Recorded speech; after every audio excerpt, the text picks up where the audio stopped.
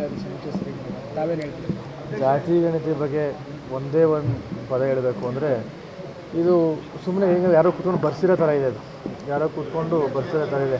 ಇದಕ್ಕೆ ಯಾವ ಸೈಂಟಿಫಿಕ್ ಡೇಟಾನೂ ಇಲ್ಲ, ಅದಕ್ಕೆ ಸಪೋರ್ಟಿವ್ ಆಗಿರೋ ಒಂದು ಎವಿಡೆನ್ಸ್ ಏನೂ ಇಲ್ಲ. ಸುಮ್ಮನೆ ನನ್ನ ದೃಷ್ಟಿಲಿ ಯಾರೋ ಒಬ್ಬರು ಕೂತ್ಕೊಂಡು IAS KS ರಿಟೈರ್ಡ್ ಅಥವಾ ಪ್ರಮೋಟೆಡ್ KS ಆಫೀಸರ್ನ ಕೂರಿಸ್ಕೊಂಡು ಬರ್ಸಿ ಅದನ್ನು ನಂತರ ಈಗ ಮಂಡನೆ ಮಾಡೋಕ್ಕೆ ರೆಡಿ ಮಾಡ್ಕೊಂಡಿದ್ದಾರೆ ಅಂತ ಹೇಳ್ತಾರೆ. ಏನು ರಾಜಕೀಯ ಲಾಭದ ಲೆಕ್ಕಾಚಾರದಲ್ಲಿ ಈಗ ಒಂದು ವಿಷಯ ಮಾತಾಡಬೇಕಂದ್ರೆ ಏನು ಜಾತಿ ಗಣತಿ ಬಗ್ಗೆ ಪ್ರಸ್ತಾಪ ಮಾಡ್ತಾಯಿದ್ದಾರೆ, ಇದು ಇವತ್ತು ಹೊಸ್ತಾಯಿನಲ್ಲ, ಸುಮಾರು ಒಂದು 4 ವರ್ಷದಿಂದ ನಡೀತಾ ಇದೆ. ಅದು ಉದ್ದೇಶ ಇಷ್ಟೇ, ಆ ಜಾತಿ ಗಣತಿ ಮೇಲೆ ಜನಸಂಖ್ಯೆ ಆಧಾರದ ಮೇಲೆ ನಾವು ಇಷ್ಟು ಅನುದಾನಗಳನ್ನ ಹಂಚ್ತೀವಿ ಅಂತ ಒಂದು ಪ್ರಕ್ರಿಯೆ ನಡೀತಾ ಇದೆ.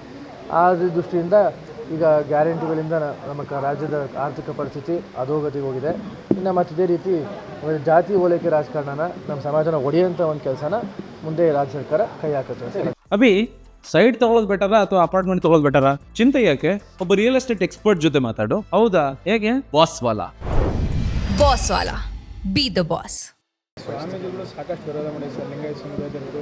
ಅಲ್ಲ ನೋಡಿ, ನಾನು ಯಾವ ಸಮಾಜದ ಬಗ್ಗೆನೂ ಮಾತಾಡಲ್ಲ, ಬಟ್ ಅದು ನನ್ನ ಸ್ವಂತ ಅಭಿಪ್ರಾಯ ಅಷ್ಟೇ.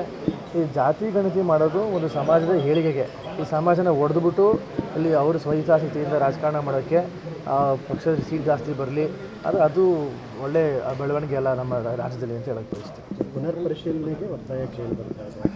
ಪುನರ್ ಪರಿಶೀಲನೆ ನನ್ನ ದೃಷ್ಟಿಲಿ ಇದು ಮಾಡಿರೋದೇ ಟೋಟಲಿ ತಪ್ಪು ಅನ್ಸುತ್ತೆ.